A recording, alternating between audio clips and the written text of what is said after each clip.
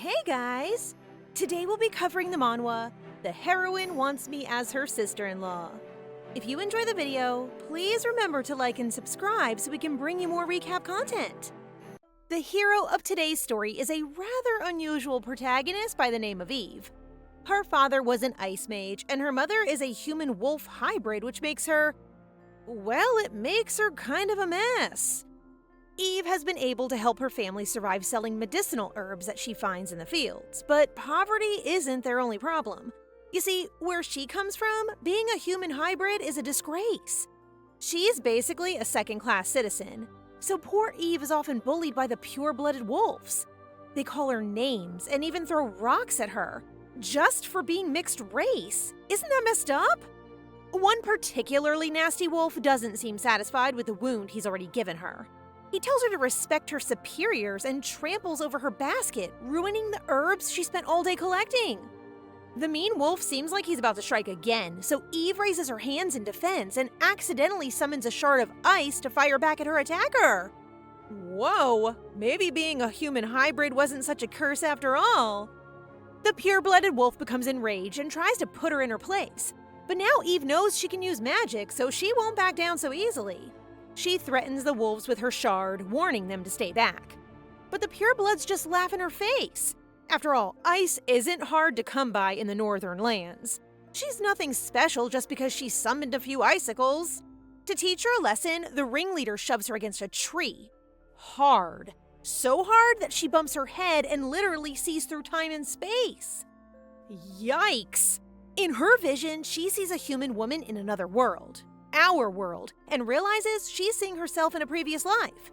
Her favorite novel was called Little Red Riding Hood, but it wasn't the same simple fairy tale we know and love. In this version, Little Red Riding Hood was the head of a clan of human dragon hybrids. During the war with the Wolf Clan, she met a half-human, half-wolf boy who was on a mission to recover the body of his older sister who died in the war. This Little Red Riding Hood was kind of twisted, so she enjoyed the way he begged her. You can probably imagine what happened next. Our heroine quickly became obsessed, enjoying the dynamic of a powerful female lead and a sensitive male lead who can't help but fall for her as time goes on. Yeah, I think we've all read one of those before. In that moment, Eve comes back to her body and realizes she's been reincarnated into that very novel. Does that mean she's the older sister, destined to perish in the war against the dragons? Either way, the most pressing issue right now is her persistent bully standing over her shaking body. She suddenly jumps up, barging past him and abandoning her basket of herbs to escape. It's better to be safe than sorry, even if that means they go hungry tonight. Oblivious, Eve's mother is sitting at home, talking quietly to her unborn baby. Yes, you guessed it, the protagonist of this novel is not actually Eve, it's Zion, her future baby brother. Ouch! Imagine being reincarnated into your favorite novel only to wind up as an extra. In this magical world, humans and half-bloods have coexisted for quite some time. However, the dragon and wolf half-bloods have a long-held hatred for one another, which all started when a wolf stole the heart of the dragon clan's leader. How does one steal someone's heart, you ask? Well, don't ask me, I don't know either. I guess dragons have more than one heart in this world. When the dragon leader's heart was stolen, she became so consumed with grief and anger that she eventually passed away. Several years later, Red Riding Hood enters the story. Her brother, like the ancient dragon leader, also only had one heart. Just like her, he ended up passing away because he couldn't control his powers. Red Riding Hood was so angry. She blamed the wolves for her brother's death and started a crusade, sweeping through the northern territories to eradicate as many of them as she could. That's how she stumbles upon Zion, after killing his sister, who is none other than our very own Eve. Wait, that's so twisted! How could someone fall in love with their sister's murderer? If he was my brother, I'd come back to life just to kill him myself. Now that she knows how this story will turn out, Eve refuses to accept her fate. Thinking fast, she takes an axe to the side of their house and makes it look like the wolves came to attack. When her mother comes out, she tells her they must leave, or else the wolves will come back and slaughter them all. Her mother doesn't suspect a thing. As we've seen, the stigma against hybrids is bad enough for her to believe it. They decide to head deeper into the woods where no one can find them, which is just what Eve was hoping for. If Zion and Red Riding Hood never meet, then the original plot won't take place. And most importantly, Eve won't get burnt to a crisp. Unfortunately, a whole new host of problems arose once they moved. After giving birth to Zion, Eve's mother became sickly and soon passed away. Now, she's an orphan with a younger brother to raise all by herself. As if things weren't hard enough already. Despite the many hardships, Eve and Zion managed to survive. Several years later, Eve was walking out in the woods when she found a young girl with dark hair passed out in the snow. I think we all know who that is. The only one who doesn't recognize her is Eve. Her mother's last words were about showing kindness to others, so she can't just turn away. She brings the girl home to rest, but she doesn't wake up for 3 whole days. She seems sickly and has a fever, but they can't afford to take her to a hospital. While Eve is regretting that she can't do more for the girl, some magic passes between them and suddenly, she wakes up. Eve doesn't realize that it's because of her, but she does realize something else when she sees those bright red eyes. Yup, that's right, girlie. You just nursed your future killer back to health. Ugh, if only she'd left her out in the snow. Then Eve could have lived happily ever after with no worries in sight. Although this introduction is quite the contrast to the Red Riding Hood from the original novel. In the story, Red Riding Hood once asked Zion who she was to him, and he answered that she was his benefactor, basically his savior. Now, Red Riding Hood is the one using that line on Eve. Oh, how the tables have turned. Feeling awkward, Eve pulls away from this very innocent girl and insists she's not a savior. But something isn't adding up. If this girl really is Red Riding Hood, then how did she end up in the mountains? According to the plot, Zion and Red don't meet until the war, when they're both adults. Did Eve's actions already have an impact? Has the story changed? Eve suddenly snaps back to reality when Zion tries to get a peek at their visitor.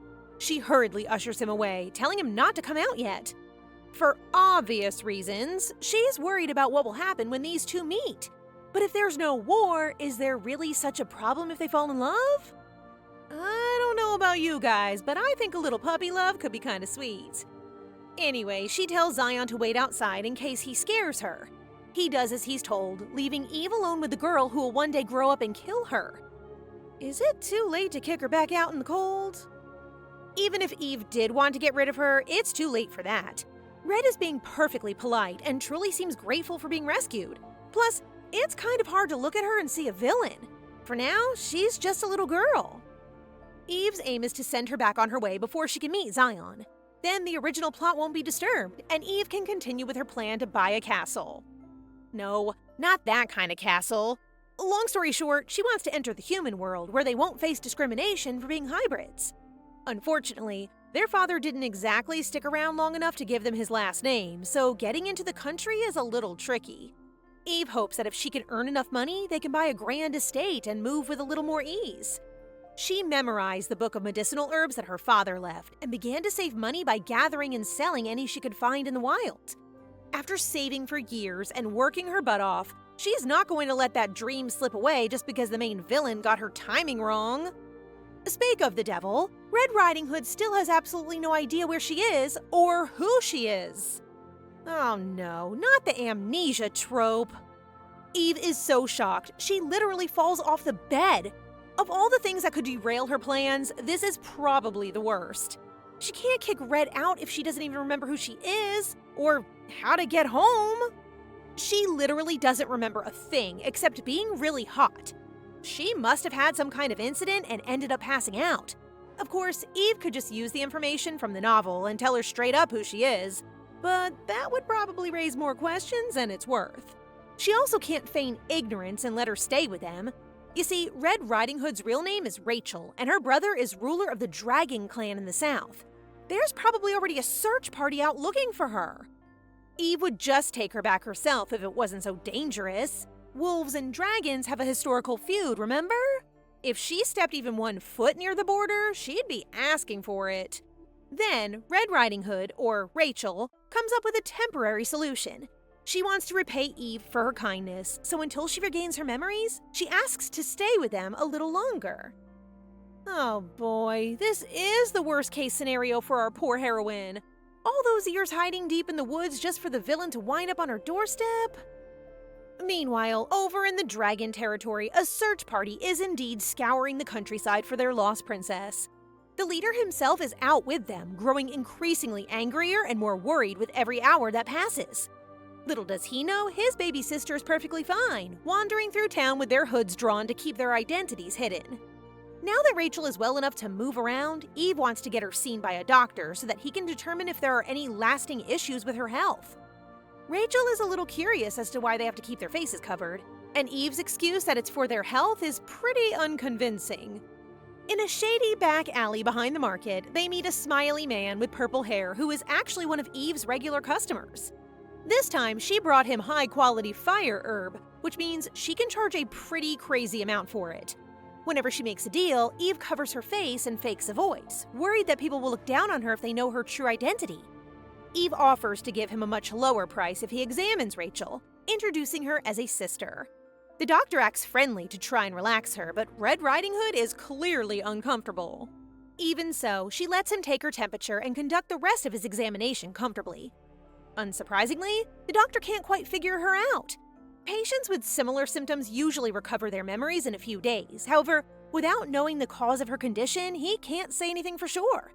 The doctor starts to get suspicious when he notes how high her body temperature is, and he doesn't buy it when Eve claims it's due to the fever. He knows about the missing child from the south and warns her about the relationship between the dragon and wolf clans. As if she doesn't know that already. Uh-oh, it seems like someone caught on. And how does Eve cover up the truth of Rachel's identity? Well, she kind of just screams at him. Nice one, bestie. Real convincing. The doctor doesn't seem like he's going to tell anyone, but he does warn her to be careful. You'd think Rachel might have heard all that and started getting curious about her family, but all she cares about is what's for dinner tonight. On their way back home, they stop off at the market and spot a stall selling dream catchers. They remind Eve of the original plot. You see, after her brother passed away, Red Riding Hood was haunted by horrible nightmares, which only eased after she met Zion. None of that has happened yet, but Eve still decides to buy one for her anyway. Aw, she's more like a sweet older sister than a savior. Just a few more gestures like that, and maybe she'll change her mind about the whole murdering Eve thing. A few weeks pass by, and the three of them become a pretty tight-knit crew, just like a real family. Eve gave up on trying to keep the kids apart, and now they're practically besties. She's still making Zion cover his ears and tail, but if you ask me, Rachel would have to be extra specially dumb not to have realized she's in wolf territory by now. To protect her identity, they're calling her Ruby, which suits her way better than Rachel anyway, don't you think? She fits in well with the wolf hybrids, but she's especially attached to Eve. That's partly because her big sister pays such attention to her. Because of her dragon blood, she can't eat hot food, otherwise her temperature rises to a dangerous point and she falls sick very quickly. Luckily, Eve can cool her down with her ice magic and often holds her hand to keep her body temperature stable when they're eating too. Zion gets a little jealous about all the special treatment, but Eve manages to balance her affection between them both. Don't you think that would be kind of exhausting? She's more like a mother than a sister. One morning, Eve is heading out to scavenge for herbs as usual when Ruby catches her by the door. She wants to spend more time together, so when Eve explains that she needs to go out and make money, her little sister reveals a golden ring that she picked up in the forest. She's not allowed to go outside without permission, so Eve is very concerned to hear that she went exploring by herself. But just look at that cute little face. Who could be mad at that? Eve promises to come back home as soon as possible and sends her back to bed, taking the ring with her for safekeeping. As soon as the door closes behind her, Ruby does a complete 180, dropping the sweet little girl act and mumbling about Eve being too naive for her own good. No way! Was she faking this entire time? Even the bit about being passed out in the forest? In case anyone else is as confused as I am, now is the perfect time for some backstory.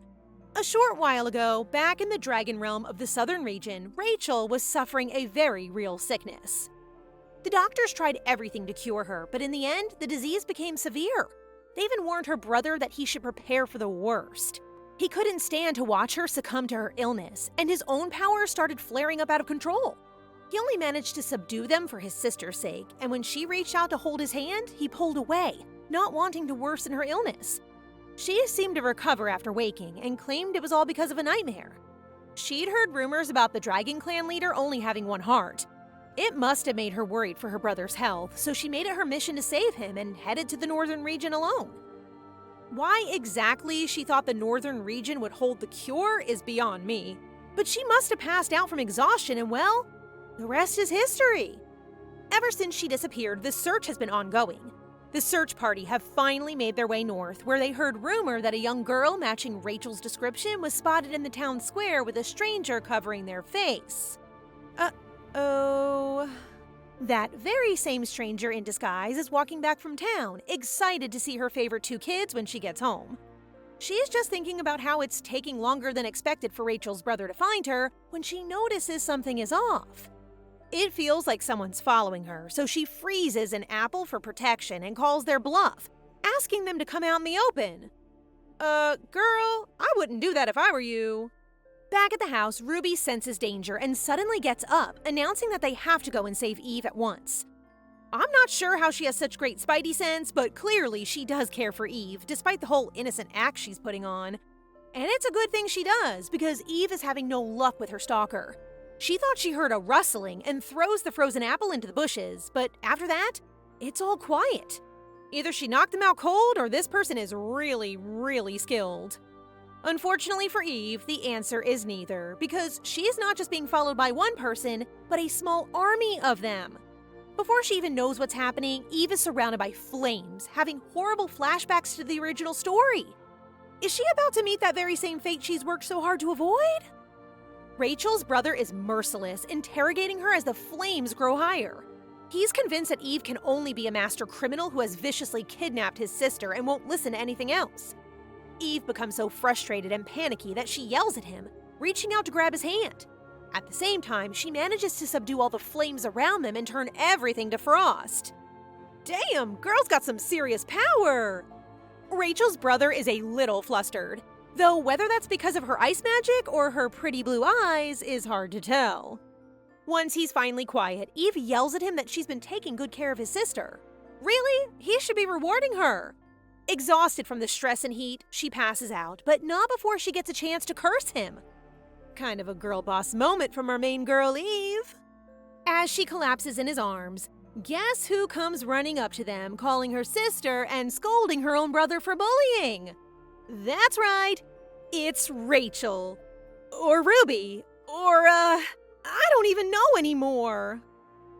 The next thing she knows, Eve is back in bed, safe and sound in her home. For a moment, she thinks it must have been a dream. Then she remembers Rachel calling her own brother, the literal leader of the Dragon Clan, an evil man, and bolts upright. The next second, she's attacked by Rachel and Zion, who've been waiting for her to wake up. They were seriously concerned. Poor Zion even thought she might be dead. Even cold-hearted Rachel was worried, although at this point, I don't know what to believe when it comes to that girl. Touched, Eve reassures him that she's perfectly fine and gives them both a hug. Zion mentions Rachel's brother, who's apparently still hanging around. I guess it makes sense. He wouldn't have gone anywhere without his baby sister. Eve remembers that moment out in the woods when she touched his hand and felt like all her power was sucked up in one go. Did she somehow use it to subdue his fire? Luckily, her ears weren't exposed while she was asleep. If the great dragon leader found out his sister had been staying with wolves this whole time, well, let's just say she probably wouldn't have woken up again. The man of the hour returns a few minutes later, and once again Eve is breathless. But this time it's not her powers, but his good looks that leave her stunned. After all, she never actually saw the characters in her favorite novel. How was she supposed to know the villain's brother was such a hottie? Plus, he's acting like a real gentleman. Probably trying to make up for when he accused her of being a kidnapper and nearly killed her last night. You're gonna have to try harder than that, buddy. Strangely, when they sit down for some tea, Rachel is acting like she doesn't know him at all. He formally introduces himself as Noelier Ramier and apologizes for what happened in the forest. Noelier? Is that really his name? I'm just gonna call him Noel. Eve is quick to forgive him. If their roles were reversed and Zion was the one in danger, she probably would have been the same. Of course, that doesn't mean she should just let this go. It's not every day you get something to use against the leader of the Dragon Clan. Noel explains that Rachel, his little sister, went missing some time ago, and he's been hunting for her ever since. Rachel seems highly suspicious of him and pretends not to even know her own name. If this really is all just acting, then this girl deserves an Oscar. Obviously, Eve has no choice but to stay dumb, so she asks Noel if he can prove that they're really related. He reaches out his hand, and when Rachel gives him hers, a flame bursts to life between them. Apparently, that's some kind of dragon magic that proves they have the same blood. But Rachel suddenly lurches back and jumps into Eve's arms, acting like she's scared of the fire. This girl has some serious talent. Zion also seems a little flustered, but Rachel is taking all the attention by playing the damsel in distress. At this point, Eve is used to balancing the two of them, so she gets the kids to hold hands too, comforting Rachel until she calms down. While her brother is wondering what the heck is up with her, Rachel gives him a sly little look over one shoulder. She truly is the main villain of this story. I just want to know her motivations. Is it just me, or is anyone else hella confused about whose side she's on? Since Eve knows the truth, she feels a sense of responsibility to get Rachel back with her brother. Plus, it wouldn't hurt to get this pair of super powerful dragon hybrids out of her house as quick as possible. Rachel has no desire to recover her memories, so Eve reassures her brother and tells him the whole story of how they found her, from start to finish. Noel immediately finds a way to blame this all on the wolves, especially the part where his precious sister fainted. I sure hope those ears are still covered. Surprisingly, the next thing he asks is whether Eve is okay. He apologizes again for the way he acted. No one has ever put out his fire like that, so he was a little shocked. Which isn't surprising, considering he's the most powerful character in the novel. I mean, he literally died because he couldn't contain his powers. And yet somehow the flame that Noel Ramayer couldn't control was put out by little old Eve. Pretty impressive, don't you think? Eve assumes it's because she has ice magic and accidentally lets slip that those kind of abilities are common in wolf territory. Noel starts to suspect that she might be a wolf, but she quickly moves the conversation along. For some reason, she stumbles over an excuse, but Rachel pops in at just the right time. She's all teary-eyed, begging her big sis to send that scary man away. All jokes aside, this must be kind of traumatizing for Noel. Imagine your sibling suddenly started acting like a stranger. Once again, Eve tries to assure her there's nothing to fear. I mean, they look literally identical. It's pretty obvious that they're related. But Rachel simply refuses to believe it and even gets Zion on board. They mainly don't like him because he tried to hurt Eve, which is understandable. But even sweet, innocent Zion can see the resemblance, and eventually Noel starts to get nervous. No matter how much they reassure him she'll recover her memories, Rachel clearly won't be going with him anytime soon. She begs and begs and begs, but Eve won't be swayed. Rachel even asks her to come with them down south, but that's not an option for a pair of wolves in hiding. Besides, Eve is probably kind of relieved to have a chance to set the story straight again. So she gently sets the little dragon girl down and tells her it's time to go home. Rachel doesn't resist this time. She just starts silently crying, which is so much worse. It's so bad, in fact, that Noel decides to ask Eve for a little favor. So this is what that girl was after. She sure is clever. As Rachel was counting on, Noel asks Eve and Zion to come back with them on the journey down south, promising they won't take too much time. From his perspective, he just needs to spend enough time with his sister for her to let her guard down and get her memories back. And the only way he can be around her is with Eve. So naturally, the only solution is to drag a pair of human-wolf hybrids into the heart of dragon territory. Great! What could go wrong? The devil on Eve's shoulder is telling her there's no reason not to follow a gorgeous man, but the angel reminds her that she could literally be killed if he finds out the truth about them. I don't know about you guys, but that would be an easy choice for me.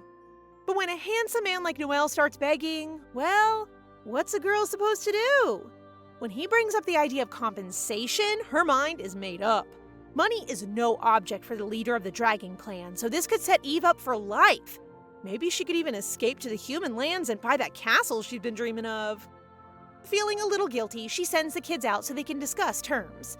Eve decides to think on his proposal and sends Noel off at the door. He apologizes for like the bazillionth time and even gives her a little bow as thanks. Eve is just thinking how different he is to the character she had in her mind, when he suddenly asks if he can hold her hand one more time. No, not in that way. He just wants to confirm what he felt earlier when she managed to subdue his magic. Unfortunately, Rachel appears to interrupt them, rudely shooing Noel back out into the cold. He turns away without his confirmation, asking Eve to try her best with his sister while he's gone. When everyone has gone back to their business, Eve finally gets a moment alone to process the last 24 hours. Never far away, Rachel comes in to join her on the bed for a cuddle, and Eve decides it's better to break the news sooner rather than later. She starts by asking if her adoptive sister is all right. After all, it's been kind of a crazy day for her too. Then she tries to bring the conversation back to Noelle, saying how cool he is. Rachel seems curious and asks her to elaborate. Girl, have you seen your brother? He's tall, handsome, has wide shoulders, and he's crazy rich and powerful. Literally the only thing wrong with him is that he would probably turn into a raging murderer if he ever found out Eve was a wolf. For some reason, Rachel seems disappointed when her big sister says she's not interested. But if Eve wants her to get along with him, then she promises to try. Well, that was fast. Of course, she's not ready to go back down south just yet, but she agrees to meet her brother 3 times a week so long as Eve agrees to go with her. I think we all see what's happening here. Meanwhile, the poor search party from the Dragon Clan are forced to camp out for the next few weeks until their little princess agrees to go back with them. Noelle's men seem just as curious as him about the girl who managed to stifle his flame in the blink of an eye. I guess they'll have plenty of time to explore that now that Rachel has literally set up a dating schedule for them. Although they're keeping their distance, Noelle is still sending guards to protect the house and continues to watch the family closely. Back in the lodge, Zion joins the girls to spill the tea about Noelle. It's pretty clear he's not a fan, even when Eve insists their first meeting was just one big misunderstanding. The kid won't change his mind. After being raised by a paranoid older sister all his life, it only makes sense that he'd be so protective. How is he going to react when he finds out they'll be hanging out 3 times a week? Rachel asks Eve if they can play together outside, which seems to pull Zion out of his bad mood. Their big sis decides to let the kids be kids and stays in the house while they run outside to build a snowman. Aw, they're really so innocent. Well, Zion is, at least. She sends him out with a smile, warning them to come straight back home if they spot any strangers. I hope Noelle's men aren't lurking too close by. While Eve gets to work on the mounting pile of chores, Rachel is pulling Zion deeper and deeper into the woods. She's still acting sweet, promising to show him something he'll really like. Uh-oh, that could really be anything. Luckily, she just shows him her fire powers. Actually, Zion caught her using them once before when she was trying to light a fire in the house. He had just woken up, so she tried to convince him he was only dreaming, but it didn't really work, and she ended up promising to show him again in the future. So now she's fulfilling her promise and revealing her true abilities. And strangely, Zion doesn't seem scared. If anything, he's impressed. It's just like having a portable campfire in her pocket. Without warning, Rachel clenches her fist and quenches the flame. While Zion's flashing his puppy eyes at her, Rachel asks if he would rather live somewhere warm, like in the south somewhere. Jeez, she's not very subtle, is she? Still, she doesn't have to be when her target is helpless little Zion. All he cares about is the fire, so she conjures another flame and asks if his sister would ever consider moving elsewhere. Of course, Eve has always intended to move when they have the money, and even mentioned that she has some choices in mind. Rachel's flame grows as he pours out more and more details, explaining the whole plan about buying a castle and moving to a secret place that no one knows. Now, you might think Rachel is gathering all this info for nefarious reasons, but really, she's just putting together a list of Eve's favorite things. And lucky for her, it seems like Noelle is capable of granting every one. As her flames climb higher, she promises Zion they can make their sister happy, if only they follow the handsome man. Of course, that's kind of a hard sell after the whole fainting in the woods thing, but the idea of moving somewhere less barren and covered with snow makes Zion overjoyed. So overjoyed, in fact, that his ears suddenly pop out. Oop, I get the sense that's happened before. Wow, Rachel really does know everything, doesn't she? In return for not telling Eve about his ears and tail, she tells him not to hate her older brother. Seriously, if that boy had more than one brain cell, he'd be able to see right through her. The next morning, Eve wakes up feeling groggy, stumbling from her bed to the door, where handsome Mr. Dragon Prince is waiting for her. Damn, at least give a girl some warning. Eve quickly changes into a slightly nicer outfit, sorts out her hair, and apologizes for her messy appearance. As for the little princess, she's still sleeping after playing all through the night with Zion. Though it's been difficult, Noelle is happy to see his sister enjoying herself and hopes she didn't cause them any trouble. Eve tells him she's been very sweet and obedient, which comes as a surprise to her brother.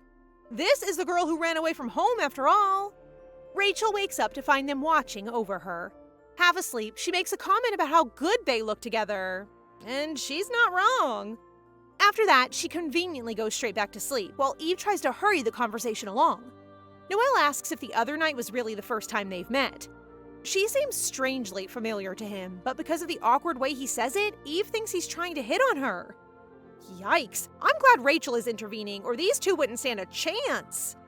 Slightly uncomfortable, Eve tells him she's been in the North ever since she was born, so there's no chance they would have met. Eventually, Rachel wakes up for real and is back to her usual act of hating her brother. She starts complaining about it being warm, which is kind of strange for a girl with dragon blood. She is kind of in a bad mood, so Eve suggests they try a little bonding activity. Basically, she makes Rachel hold both their hands, hoping that she gets used to his body temperature. But Rachel throws a mini tantrum and forces the adults to hold hands instead. Eve did pretty much set her up for that one. Eve gets a little awkward, but Noelle seems grateful. Whenever they hold hands, he feels a sense of cool and calmness wash over him, even when she's not using her magic. They are still holding hands, lovingly staring into one another's eyes when Zion wakes up. Refusing to be left out, he throws himself into the middle, cutting them off. Read the room, Zion! His sister scolds him for being rude while they have a guest over, and Noelle invites him to join their game.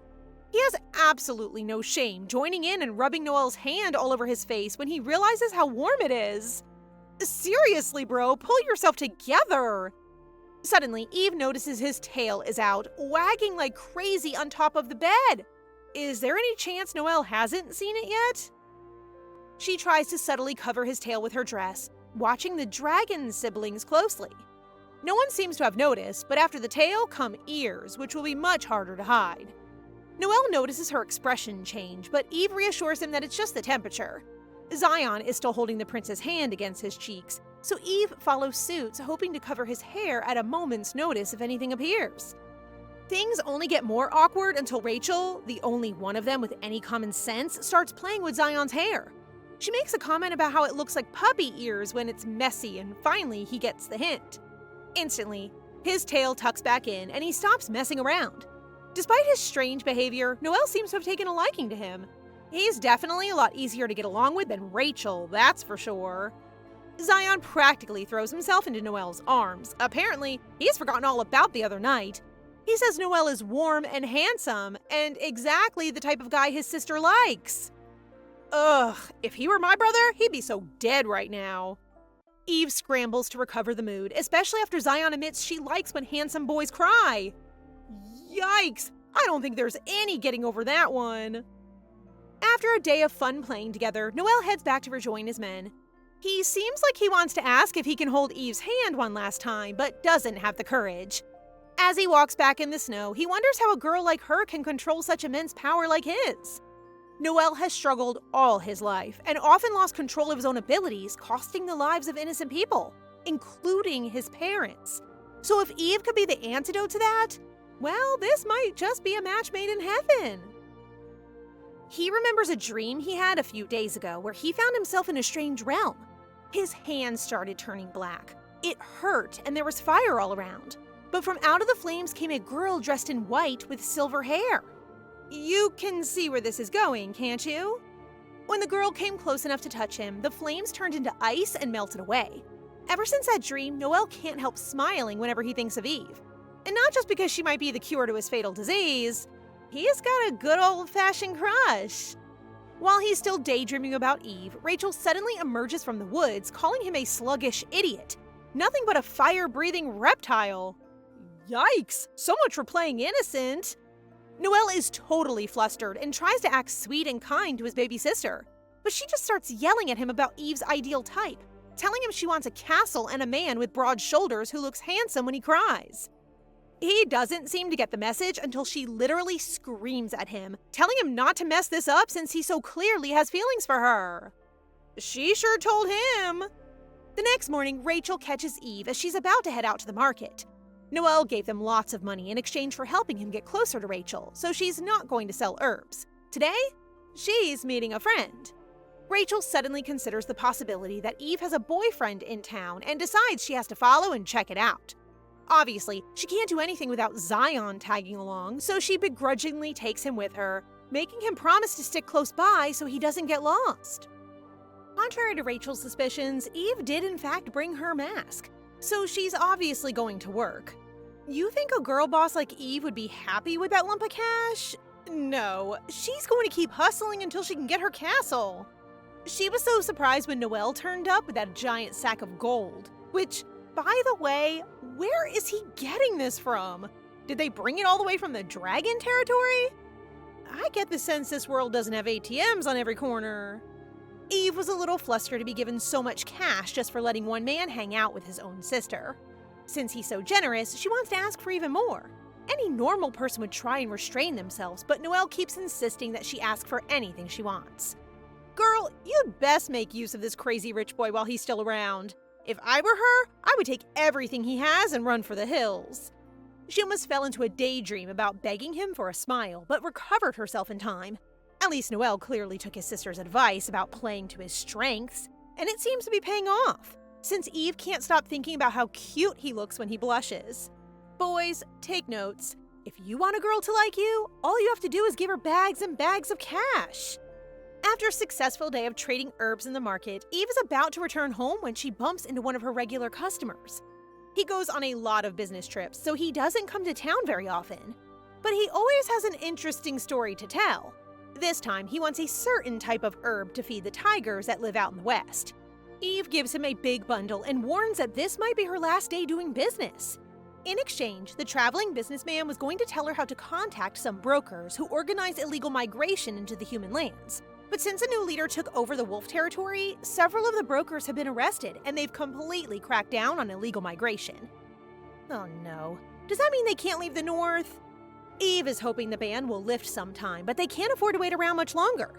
Slightly irritated, she looks wary when the businessman gives her a parting gift of drugs? Eve has absolutely no interest in doing stuff like that, but he slips it in her basket anyway, encouraging her to give it a try. Dude, what kind of friend gives you a parcel of drugs as a goodbye gift? This looks like a setup to me.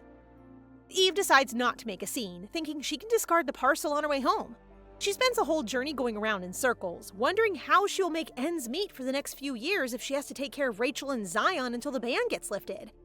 Speaking of the kids, when she gets back home, the door is swinging open on its hinges, and Zion and Rachel are nowhere to be found. She drops her basket and sprints back out into the cold, immediately panicked. It turns out those kids did, in fact, follow her into town and got themselves into some trouble along the way. Poor Eve is terrified, searching the forest and desperately calling their names. Rachel especially stands out in a crowd, so if someone were to spot her, they might realize who she is and try to kidnap her. Freaking out, she runs straight back to town, hoping to find them there. She shoves through the crowds, not caring if she bumps into people, not caring if her own mask is down. While sprinting like a headless chicken, she bumps headfirst into Noelle, who is wandering through the streets with a hooded robe. She tells him about the kid's disappearance and starts crying. She feels like it's all her fault for focusing on her plan to get money and not paying enough attention to her younger siblings. Noelle tries to get her to calm down, but Eve can't stand still. She apologizes for letting her emotions show and runs off in the other direction, desperately praying the kids are safe. Unfortunately for her, they aren't exactly in the soundest of locations. Rachel somehow led them into a shady marketplace. I guess they got lost trying to follow Eve. Zion, as usual, is a total baby and wants to just go home, but Rachel won't give up so easily. They came to find Eve, so that's what they're going to do. She tells him to stop crying, which only makes him more upset. Zion is used to acting cute and being emotional since his sister said she liked it. But, as we already know, Rachel is a very different person and she can't stand wimps. They start having an argument about Eve's weird liking for crying men and the fact that their elder sister is actually kind of a weirdo. Guys, you can have this conversation literally any other time. Maybe get to safety first? Their argument draws the attention of some shady-looking vendors, which brings Rachel back to her senses. She's about to get them out of there when Zion turns tail and runs off, refusing to stay with her a moment longer.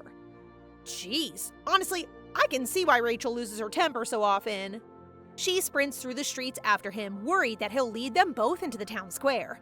They would definitely be spotted if they end up there, so she decides to take drastic measures, sending a fireball shooting right for his feet to stop Zion in his tracks.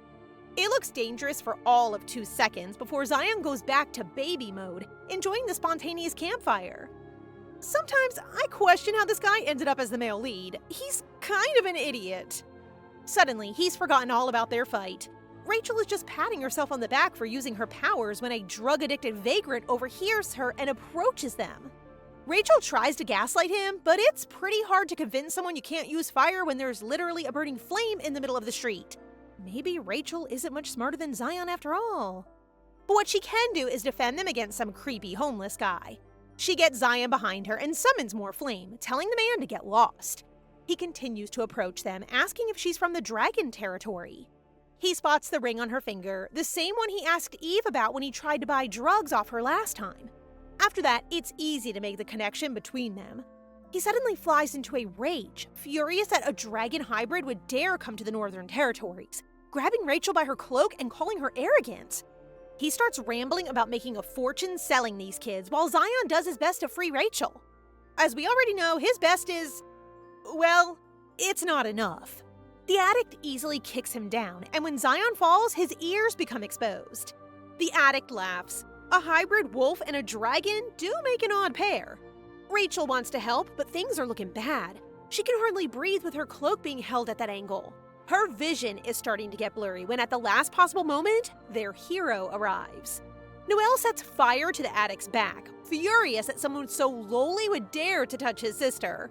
He gets down on his knees, throwing his cloak around the kids while the addict keeps screaming in the back, very much on fire.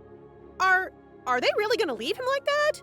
I don't think a man on fire running through the streets screaming about dragons would be very good for their image. But Noel isn't exactly the forgiving type. For him, it would be easiest just to kill this man off, but Zion lays a hand on his and asks him to stop. I guess Noel forgot that these guys are just kids. They just went through something pretty terrifying. Now is not the time to add to that with murder. For a moment, Noel forgot about his true identity, the part of him that is so used to fire and bloodshed. Unfortunately, him holding back means the addict just gets even more aggressive, threatening to tell the captain about rogue dragons in their territory. That's when hero number 2 shows up. With her tried and tested method of a simple frozen apple, she knocks the addict out, looking almost as angry as Noel. She says a few things that kids should not be allowed to hear, and then hits him again, causing the addict to fall face first on the ground.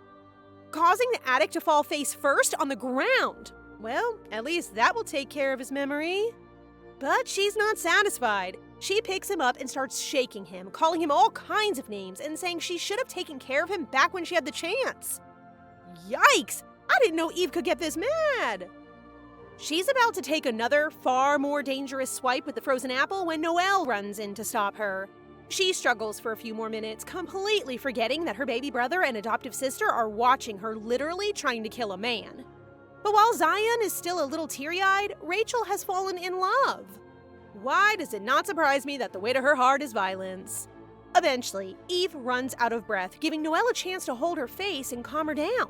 When she comes back to her senses, she turns bright red. It's not exactly ideal behavior to go on a murderous rampage in front of your crush, but maybe it's a big green flag for a dragon? Rachel certainly seemed to like it. After the two lovebirds go back to being awkward and polite, Zion comes running up to his sister, hoping for a hug. Instead, he gets a scolding. If they hadn't run away from home in the first place, then none of this would have happened. Zion's too sweet to tell her it was really Rachel's idea. When he sees his sister crying, he apologizes at once, and the two end up hugging it out. Rachel does actually try to confess that this was all because of her, but Zion is a true gentleman and covers for her. He acts like he was the one who made her go outside and then ran away and caused this whole mess. Aw, what a sweetie. Lucky for them, Eve is too mad at herself for leaving them alone to be angry at the kids. She comforts the two of them while they apologize over her shoulders for arguing about whether Eve is a weirdo for liking men who cry. Oh, guys, she's literally right there, and so is her crush. Noel awkwardly interrupts the crying fest, reminding them all to stop acting like babies and get home, preferably before someone finds them with an unconscious body in the middle of the street. Eve encourages the kids to thank their savior. Who knows what would have happened if Noelle hadn't found them in time? Zion thanks him with a hug, because of course he does. But Rachel's a little more hesitant. This is her literal brother after all, and she's been so mean to him up until now. Noelle understands her feelings perfectly and doesn't say a word. When he opens his arms, she runs into them delighted. It's kind of sweet when you think about it. She's always acting like an adult, so the one person she can be a kid around is her older brother. Other than when she's giving him dating advice, of course. The sun is already setting and everyone's been through a lot, so Eve offers to buy them something nice for dinner on the way home. She spots the dragon siblings whispering in the back and asks what's wrong. Apparently, Rachel left something in the alley earlier and wants to go and get it with Noelle. Obviously, Eve knows they just want to spend time together as siblings, so she lets them go and heads back home with Zion first. Little does she know, they're not just taking a leisurely walk through town. They've gone back to deal with their unfinished business. Yeah, I knew there was no way Rachel would let a creep like him get away with that. That evening, Eve is tucking the kids into bed when Noelle comes over and asks if everything is okay. She thinks he's talking about the kids. I can't believe she still hasn't got it through her head that he's interested in her. Noelle corrects her and reaches out to brush a strand of hair away from her cheek, noting that her face looks swollen. Yeah, I know. It doesn't exactly sound romantic, does it? He just means that it looks like she's been crying. Eve suddenly gets all shy and blames herself for everything that happened today. Noelle tells her it's not her fault and says that considering the circumstances, she did a good job. Too right. She's literally been raising her brother alone for the past decade, and now she's taken on his sister too. He should be thanking her with more than just money, if you ask me. And it looks like he's about to. He suddenly gets on his knees and starts building up to ask her an important question. But she totally freaks out and suddenly announces that she's going to get some herbs. Girl, what are you doing? You don't even have a coat on. Maybe all the excitement of the day has got to her head or something. She decides to go for a walk to calm herself down, and the next day, unsurprisingly, she has a cold. That's what you get for being a stubborn idiot, ma'am. The kids look worried, but no one is more concerned than Noelle. A quick check of her temperature proves that she needs to take some proper medicine right away. She gives him instructions to prepare an herb that's good for common colds, feeling bad that he's once again doing her a huge favor. The kids come over to help and end up getting confused between the two different piles of herbs on the table. Uh-oh. Remember that bundle of drugs that random businessman gave her? Yeah, I think we all know where this is going. Eve falls asleep, and when she wakes up, Noelle is by her bedside with a cup of the medicine prepared. It tastes more bitter than she was expecting, but she doesn't notice anything is wrong. Noelle just leans her gently back into bed, promising to take the kids out, get some more water, and come back soon. Eve's illness is pretty severe, but whenever Noelle touches her, her temperature seems to stabilize. Maybe he should just climb into bed with her in that case. No? Just me? Anyway. Eve falls into a very deep sleep, and when she wakes up, almost the whole day has passed. But that's not the only thing that's happened. You're not going to believe this, but Eve has turned into a wolf. A fully fledged wolf with a tail, paws, claws, and everything. I was expecting the drug to have some side effects, but I was not expecting this. Eve is so shocked, she assumes she must be dreaming. She curls up into a little ball, trying to calm down and wake up. Obviously, that's easier said than done, and she soon realizes this might be reality. Spotting the cup of boiled herbs on the floor, she starts to realize what might have happened. She was falling asleep when Noelle prepared the medicine, so she couldn't see what he did. The herb she suggested doesn't have this kind of side effects, so she wonders if he maybe messed it up or added something. That's when she clambers onto the table and spots the drug herb, and everything becomes clear. Eve has never turned into a fully fledged wolf like this before. For a hybrid, it's not usually possible. But there's no time to marvel at her new ability. If the dragon siblings come back and find her like this, she might be torched before she even has a chance to explain herself. The first order of business is getting out of the house. Actually, it's kind of a miracle that she woke up alone and no one saw her transforming in her sleep. The door is a little tricky to open with 4 sets of paws, but she manages it, just in time for Rachel to walk in. There's no time to hide. When Rachel catches sight of the small wolf in the middle of their lodge, she seems to realize what has happened at once. Her expression changes, but she doesn't seem violent. Obviously, she already knew about Zion and Eve's little secret, so she's not caught by surprise. Zion recognizes the familiar ears and tail, but somehow doesn't connect the dots. Ugh, he really is special, isn't he? He almost figures it out, so Eve has to start acting like a puppy to distract him, which works a little too well. As usual, Rachel is the only one with her head screwed on and reminds him that the wolf can't be seen by her brother. She doesn't realize it's already too late for that because the next second, Noel appears at the door, shocked to find a wolf playing with his younger siblings. Time to brush up on those acting skills, Rachel. Looks like you just landed a big job. Eve is also doing her best to act like a dog and not a wolf, but Noel isn't as easy to fool as her brother. Plus, the house is literally covered with evidence. Everything is a mess. The table, the bed, and Eve, who was too sick to even stand up, is nowhere to be found. If this guy has even half a brain cell, he'll figure out what's happened. So Eve pulls out the last trick she has and decides to simply act adorable. Maybe if she flashes her puppy eyes at him, he'll suddenly forget his bloodthirsty, lifelong desire to kill all wolves? No? Shockingly, that doesn't work. But for some reason, Noel decides to feign ignorance, choosing to believe his sister's story that this wolf is her new puppy. He even calls her adorable, giving the wolf a little scratch and complimenting its coloring. Does he really not know what's happened, or is he just struggling to repress his rage right now? Rachel seems surprised, but continues to play along as her brother announces he's going out to get some firewood and might be gone for some time. As soon as he steps out of the door, he seems to slump. He's not an idiot. He knows what happened, but he was shocked by how close he came to attacking her the moment he saw a wolf in the house. If Rachel hadn't stepped in, who knows what he might have done? He never expected that Eve would actually be a wolf, although it's not like there weren't a lot of signs. For one thing, they're literally in the heart of wolf territory. What was he expecting? Of course, this puts the prince in quite the predicament. For the meantime, at least, Eve is safe and trying to focus on turning back into her human form as quickly as possible. Rachel helps her get into bed, and just like magic, Eve reappears by their side overnight. So that's one problem sorted, but what about the Dragon Prince? So guys, what do you think of this story so far? Please subscribe and turn on notifications for updates on this and all our other stories, so you can be the first to find out when they're out. Thank you so much for your support. See you in the next one!